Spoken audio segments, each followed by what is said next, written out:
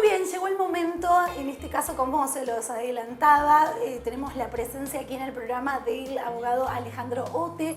Él es abogado penalista y queríamos abordar este tema tan delicado que tiene que ver con la minoría de edad, los abusos, bueno, temas que pusieron un poco en el tablero y que abrieron debate en Argentina en estos últimos días. Bienvenido, Alejandro, ¿cómo estás? ¿Qué tal? ¿Cómo estás? Muchas gracias.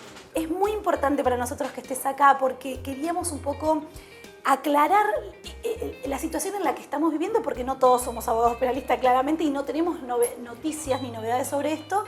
Y por supuesto los medios hacen lo propio, ¿no? De por ahí a veces desinformar. Si bien el tema de los abusos con menores no es algo nuevo, en el último tiempo, en el caso de Jay Mamón, que es un colega, un conocido, una persona famosa y justamente muy arraigada a que la gente lo quiere mucho, ¿no? Arraigada a los medios y a las luchas contra los abusos, justamente, se armó esta contradicción, ¿no? Porque vino a poner en debate sobre los abusos. Para poner un poco también nuevamente sobre la mesa, él habría mantenido, y digo habría porque, bueno, ya está igual decretado que sí, pero digo, relaciones, en una relación de pareja, pero relaciones también sexuales con un chico de 14 años en ese momento. Y él tenía 30 y pico, ¿no? Sí, 32 había superado esa edad. Sí, como vos bien estás diciendo, lamentablemente la desinformación se da porque la legislación en algunos supuestos no termina siendo del todo clara. Sí hay una cuestión que está más que clara, que es cualquier relación sexual, y esto que puede ser desde un mero tocamiento en las zonas que son conocidas por todos, como lo que son las zonas pudendas, impúdicas, como muchas veces se dice. Genitales, exactamente, ya de por sí configura un abuso sexual, que luego, si hay acceso carnal por cualquier vía, de hecho el código establece lo que es la vía vaginal, anal u oral, también en ese caso, si es con un menor de 13 años, siempre vamos a estar en presencia de un abuso sexual. Exactamente. La situación por ahí se genera entre estos 13 años y los 16, porque ya el legislador tiene en cuenta que puede llegar a haber alguna diferencia, sobre todo desde el punto de vista de quien terminaría siendo víctima de estos hechos. En estos supuestos particulares, lo que se tiene que dar es que quien es el sujeto activo, es decir, quien realiza la acción, se aproveche de la inmadurez sexual de la víctima, haya consentimiento o no. Si no hay consentimiento, está más que descartado que estamos hablando de un abuso sexual. Pero si hay consentimiento y ese consentimiento se logra con el fruto de que la otra persona, el mayor, se está aprovechando con un engaño, de la manipulación. Exactamente. En ese caso vamos a estar también en presencia de un abuso sexual que luego puede llegar a tener un acceso carnal o no. Y un gris, por así decirlo, se da de los 16 años en adelante, que si se acredita que no hubo inmadurez sexual y hubo consentimiento, pero sobre todo descartando, por ejemplo, una situación de poder, o bien que la víctima no haya podido consentir libremente la acción. Que esto se puede dar en aquellos casos, por ejemplo, en los que hubo ingesta de bebidas alcohólicas o ingesta de drogas o material estupefaciente. Por más de que haya cumplido los 16, si se da alguno de estos supuestos, también vamos a estar en presencia del abuso sexual. En definitiva, para que a todos nos quede claro, si no hay consentimiento siempre va a ser un abuso sexual, menos de 13 años va a haber abuso sexual con o sin consentimiento. Con consentimiento hasta los 16 y desde los 13, si hay un aprovechamiento de la inmadurez sexual, va a haber abuso sexual. Y si hay el abuso de una situación de poder o violencia económica o la utilización de medios hipnóticos o narcóticos, también puede llegar a haber un abuso sexual a partir de los 16. Si la persona que supuestamente está realizando este delito tiene 18, 19 años y la víctima 15, 16, 17, ¿esto es de igual forma un delito? Y en estos casos vamos a tener que ver si en el caso particular se ha de alguna manera pasado lo que es el tema del consentimiento. Claro, todo se basa en el consentimiento primero. Exactamente, también en la capacidad de consentir. ¿Por qué? Porque sabemos, y esto lo vemos, uno sale a la calle, los abogados no es que vivimos en una burbuja, vivimos en la sociedad como el resto de las personas. Sabemos que hay personas de 18, 19, 20 años que entablan una relación de pareja, a veces sostenida en el tiempo y otra quizá de manera ocasional, con menores de edad.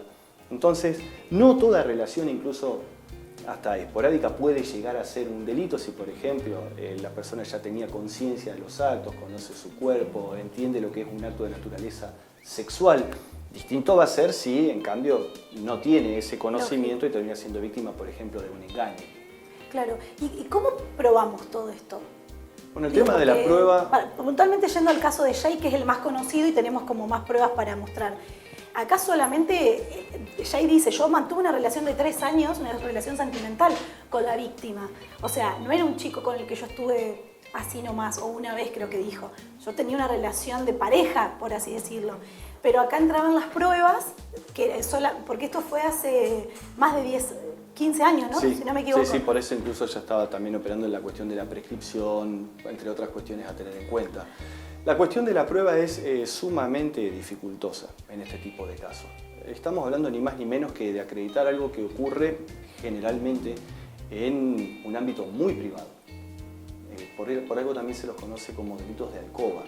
Entonces, si era una relación que estaba sostenida en el tiempo, que a lo mejor era conocida por otras personas y en ese momento, por lo menos quien aparece hoy como víctima nunca dijo absolutamente nada, realmente creo que nos permite preguntarnos si estábamos hablando de algún abuso sexual propiamente dicho, o si estamos en uno de esos tantos casos en los cuales no se había violentado el consentimiento desde ningún punto de vista. Claro.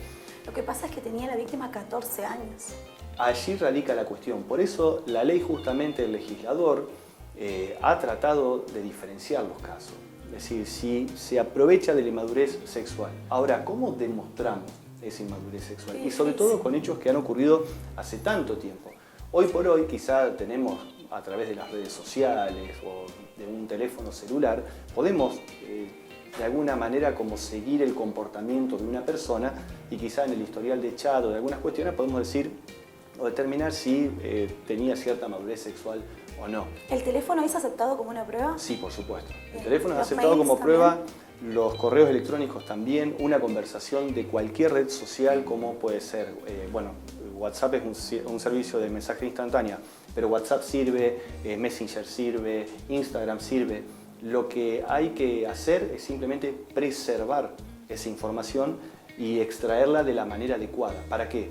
Para poder decir que esos mensajes que yo hoy por hoy digo tener en una hoja de papel impresos pertenecen a esa red exactamente y a ese perfil, pero sí tranquilamente pueden ser utilizados. Bueno, en esa época estimo no habrá contado con esa información, por ende creo que difícilmente pueda llegar a acreditar que ha sido contra su voluntad o que se aprovechó efectivamente de su situación de vulnerabilidad. Por último, porque nos quedamos sin tiempo, pero quisiera saber si se incrementaron las denuncias en materia de abuso con menores este último tiempo. No digo desde el caso ahora porque pasaron días nomás, pero desde que la ley está un poco más al alcance de las personas y las personas saben cuáles son sus derechos y la capacidad que tienen para poder denunciar, ¿aumentaron? La verdad que uno lo puede responder con los números. Hay una realidad y es que la mayoría de los juicios, el 90% de los juicios que tenemos en los tribunales de la ciudad de Santa Fe son por abusos sexuales. ¿El 90%? Como mínimo.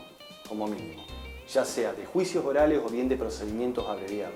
Le siguen en ese caso lo que podrían llegar a ser los homicidios y después sí puede bajar a robo u otro tipo de cuestiones. Pero la mayor cantidad de juicios orales son en materia de abuso sexual y principalmente con víctimas menores de edad.